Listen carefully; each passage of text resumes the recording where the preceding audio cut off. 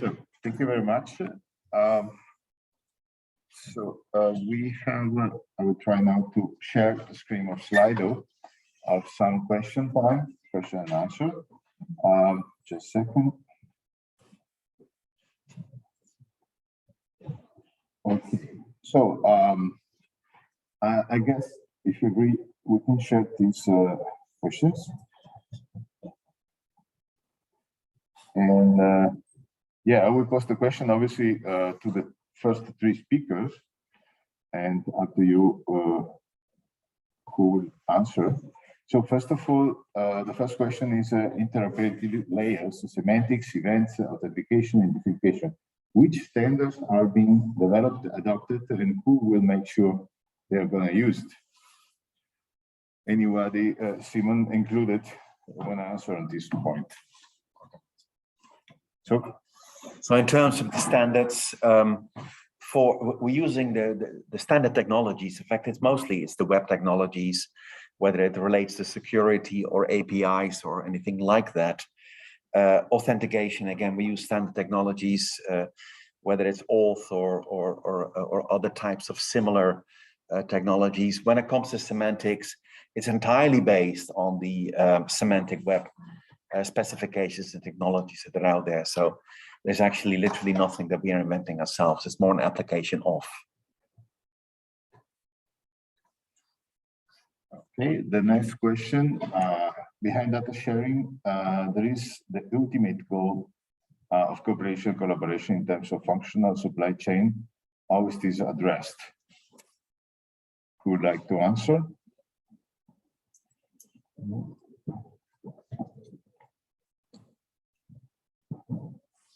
Can you hear me? Press it again. Yes. Thank you. Well, actually, what I said is we are enabling the opportunity to be trusted. So we set some components in place. We make the arrangements. We give the covering issues to be dealing with. If we deal with security, we are further developing how to do security in such a way that the identity, the decentralized registry, and all these things are going to be provided for, and you can make use of it. And although I said you don't trust too much the technology people, we have to trust the technology people, making sure that this can be done. We are setting the conditions based on which it should be done. They provide for the opportunity to do it. And then it is like leading the horse to the water. We cannot make you drink. We only can show you the wood through the trees. We guide you through the lake. We show you how you can do it. And if you want to taste the water, it's up to you. We're not going to force you, but we're going to provide the opportunity for you in order to allow you your own decision that you say, yeah, why not? Let's give it a try. And whether you do it on a small level or on a big level, it's up to you. But what I also want to stress is you need also the competence to engage. So it's a two-way street. But we are not going to force any company to do it, but we're going to provide the opportunity to get into water and enjoy the lake. I think the next two questions are. If I may complete, yeah, just from our perspective, you know, because we are developing specific solutions for interoperable data sharing in the supply chains. I think that the really important role of the DTLF and the supporting projects, including Federated. However, at the end of the day, obviously, you know, all the solutions should be adopted for the community, for the sector. So this is super important to ensure a proper onboarding of the solutions and community building, and you know, also the communication, proper communication of the benefits for the companies would be of great importance for you know, for this process in future. So this is something which we need to pay attention to at the end of the day. Thank you. Thank you. Yeah, as mentioned, we have the other two questions related to this point. So data sharing means that players trust each other benefit and less risk. But today is the opposite. So how to address this problem? And the next one, if there's going to be any obligation to apply the forms and certify the platform by 2025. I think they are linked of the building the community, but maybe Simon, if you want to add anything concerning. I think this is related to FT framework because this is the system we are creating for data exchange, electronic data exchange between the businesses and the authorities, and indeed it will be based on a system of certified platforms and data providers in order to guarantee, you know, the data which is shared with companies, with the authorities, is harmonized at the EU level.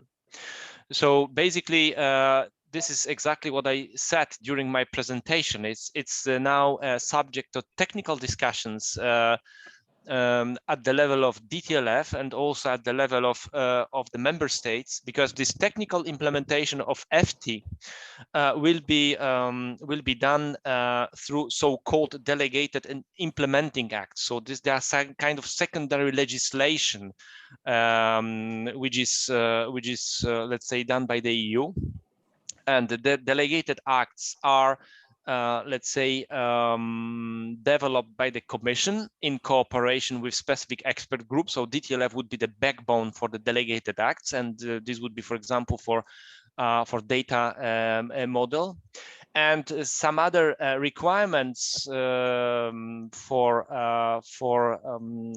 the member states, for example, will be done in close cooperation between the Commission and all member states. So that would be a kind of separate group, member state group created or is already created, which will address these specific technical aspects to be implemented directly by the member states. I think the certification, the specification for this for the platforms, FT platforms, will be done through the delegated act, I think, if I'm not mistaken, because I'm not personally, let's say, leading this process, my colleague, but I think this would be the delegated act. So it's still work in progress. So that's my message. Thank you. And the next one is related to the hybrid. So this period where we have both paper and digital interchangeability. So how to deal with this hybrid period? Say again the question. Can you also say something about the hybrid period with paper and digital are used interchangeably? It's always difficult to see the correlation, and well, I sorry. No, please, Simon, go. No, I think it's still about FT. Yeah. So because as I said, FT does not force companies to go for electronic. If companies want, then they can opt for paper reporting. It's still possible. It's just only the harmonization of the electronic exchange. So that is the one of the assumptions behind FT, despite of strong, let's say, pressure from the European Parliament, for example, which wanted to make it obligatory, this electronic exchange. Okay, then, sorry, because it's tricky. The most voted answer are posted on top, so I don't know exactly which one are the, but we will try to manage it like this. So then we have, could you explain about the adoption, about the semantic model you propose will work and be plug and play with current system and information sharing models? So if you can explain about the adoption of semantic model. So what we're seeing is that the existing standards that are out there in the various modes of transport are all in some stage of evolution of actually connecting with semantic technologies. Some are more advanced than others. So I think what we're going to expect is those standards will actually be already transformed into compatible technology for semantic models. When it comes for the non-standards, which would practically be the implementation of perhaps private IT systems, At some point, they will have to make a decision whether or not they want to plug into these semantic technologies or not. If they do, they will have to implement some form of converter or plugin or something like that to be able to do that. But I think what you will see in the next few years is this is going to be a very common approach. And therefore, I'm quite certain that most of those companies will actually want to expand their systems to make it compatible with semantic technologies. Then there is a question about the position of Belgium in this process and the support of public authority and readiness of logistic companies. If anybody of Belgium will answer. The neighbor. I'm the federated project coordinator. I'm coming from the Netherlands, so I'm not in a position to say anything about Belgium, of course. But Belgium is a very important country, and I think in general, and that is also, if companies from several countries would like to participate in the federated, actually it's independent on the country where they're coming from.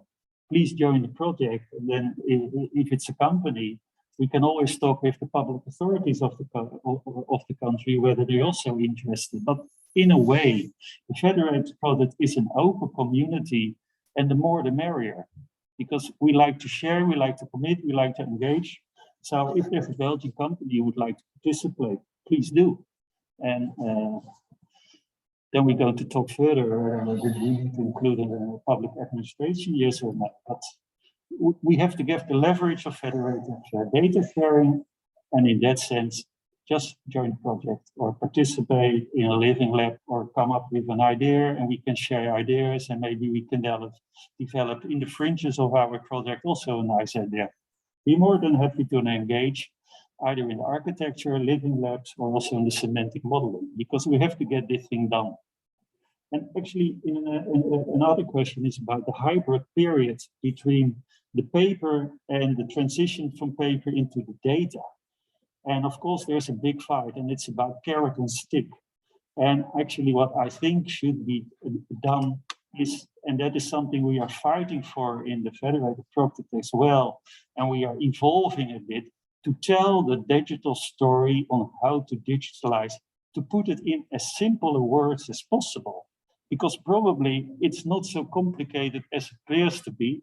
What is very, very complicated for many companies is that they want to connect to other companies. And if they want to connect to other companies, they call it data sharing. And before they know they are charged 20,000 euros to be in connectivity with 5 other companies. And they're still not free to go. And there we have to show that to allow someone the freedom to travel in the federated environment, it doesn't need to cost as much money. And then I have to be bold. Many people earning a hell of a lot of money and making the digital world very difficult. And that is actually what we try to break that wall. And well, I think the person that is asking the question is also very much involved in not sending burdens or just sending burdens, but that's the business we are in. We have to provide for the provision that actually a standard is something which is to be used and not is a business model. And that is one of the revolutionary approaches we advocating. Break down that wall, just allow the opportunity to get in and make it easier for small and medium-sized companies and make them aware of the opportunity. For now, it's not burdening. And we have to, and FT is very easy in that by just making it an obligation for the public administrations to solve the issue in order to allow companies the opportunity to share. And for us in the federated project, we actually quite, well, not scrutinizing the commission or the comitology, but also say, whatever you're going to do from a legislative point of view on the implementation of the FT, don't do national access points, do harmonized access points, make it available to everybody in order to allow an FT legislation to provide for the provision of sharing data with whoever you like. And that is the future-proof perspective we are trying to elaborate on. Thanks. We have other, I will ask you for a bit shorter question answering so we can fulfill all. In any case, there is one question concerning the Netherlands OpenTrip model, whether this is a kind of semantic model. What is the difference between a data model and semantic model? So actually, I think the answer to the first part of the question is in the second part of the phrase, which is that the data and the semantic model are related, but they're not exactly the same. So I don't know all the details about OTM, but let's assume for the sake of the question that it's a data model. A semantic model actually is an overarching model of the data model. In other words, it is more conceptual than the actual data model. So if, for example, we'd want to connect the OpenTrip model to the federated model, there will be some sort of converter we would build to do so, unless, of course, the OpenTrip model people are willing to put a semantic model on top of it, which they could because they're highly related. So I think it's a technical development they would have to do, or else we build an interface, but both will be possible. Thank you. Then as a poster, proposing I share you as a model to use for data access in the sovereignty solution based on the web, open web components in the Select Trust network in Netherlands logistic. Then another question next to interoperability, there is also data portability. Is this all covered to avoid vendor look in, for example, Facebook or Google methods?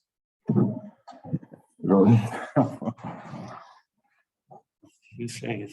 Do it, yeah. I think actually that's a really interesting question, because the reason we do open source standards, the reason we do semantic modeling is to avoid lock-in into technologies. It's to avoid the data gets locked in. The reason people make the data available as a share is to ensure it doesn't stay within their systems.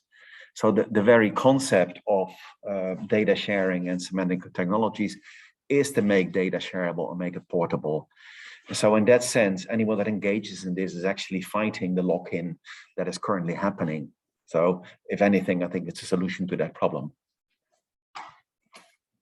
I think another question to Simon about the EFTI. When will the decision on data model be communicated, made? So sorry, which question is it? Can you repeat? Which data model will be used for EFTI, and when will the decision on data model be made and communicated? Okay, so on the decision, I think I've shown on the slide that this is the subject of the first delegated act, which is now being prepared. So there is a very intensive work of the DTLF on data modeling. This will be done in close, let's say, conjunction with UN CEFAC data model, as far as I know, but in terms of date, it's the adoption of the data model is foreseen in 2023. So this is the reply on the adoption date. As regards the data model, which completely the relations with UN CEFAC, perhaps I will ask to step in. Perhaps Rudy knows, or my colleague Vilu Varias. I think I've seen him on the list because Vilu is working directly on FT. Yeah, before, but maybe Guido, Guido, maybe. Shall I give a 1 minute introduction? No, sorry. No, because in one of the demos this morning, we will deal with the FT and the data needs related to the FT, applying the semantic model. So I would love to avoid, because that is more or less the part of the revolutionary approach of the federated, don't discuss data models. We are going to have an overarching perspective where data models fit in. If we are going to fight whether what data model works for what, we will never finish the job.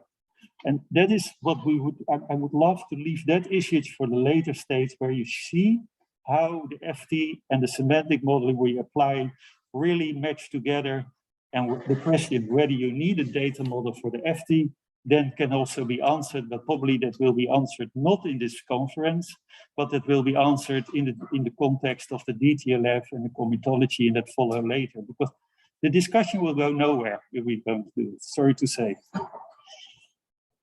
Then straight to how to ensure the federated semantic model to be the semantic model for freight and logistics is the engagement of company adopting using their important needs. Well, let's look at the evolution of this. At this point, there aren't many alternatives. So it's not like you have to choose today. So today, this is what there is, and that's what we're working on. If we project ourselves maybe sometime in the future, perhaps there will be other models like that. Perhaps those models will emerge in other parts of the world as well, not necessarily Europe. The whole idea about semantic models and the technology that goes with it is the ease and the facility with which you can integrate them. So if, for example, in China, they do something and it's different, or in Canada, that's okay. We can integrate with that and interoperate with that. And the example we have seen, for example, with the ERA model that they built, we managed to align the federated model with that model. So I don't think there's an issue with having only one model. There can be many, but right now there aren't that many to choose from. So today the problem is academic. Thank you. Then we have two questions. People interested about our project.